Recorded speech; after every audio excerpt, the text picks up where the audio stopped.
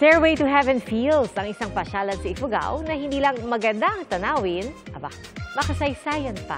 Mistulang obra naman sa ganda ang isang talon sa Ilocos Sur. Ating saksihan. Straight out of a fairy tale ang isang pasyalan sa Ilocos Sur. Aakalain mong nasa loob ka ng painting dahil sa malaparaisong ganda ng Auasan Falls sa bayan ng Sigay. May taas itong 120 meters kaya tinaguriang pinakamataas na talon sa Region 1. Idagdag mo pa sa nakakaakit nitong ganda ang rock formations sa ibaba ng talon. Challenging man dahil sa matarik na daanan dito, sulit naman ang pagod mo sa ganda ng tanawin. Punta naman tayo sa Vintar, Ilocos Norte. May isang pasyalan dito na tila kailangan mo munang dumaan sa butas ng karayom bago mag-enjoy. Magsisimula ang adventure nyo sa hiking sa bundok, nasusundan ng pagdaan sa bangin at gilid ng dam.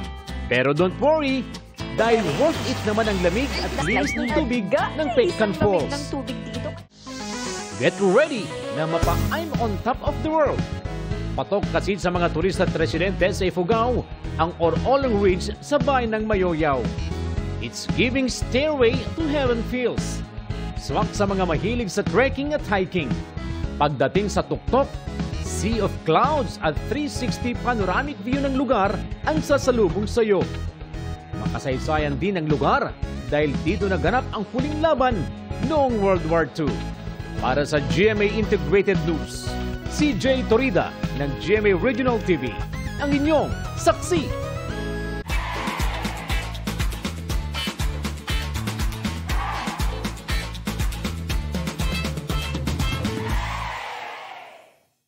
Mga kapuso, sama-sama tayong maging saksi. Mag-subscribe sa GMA Integrated News sa YouTube at para sa mga kapuso abroad, samahan niyo kami sa GMA Pinoy TV at sa www.gmanews.tv.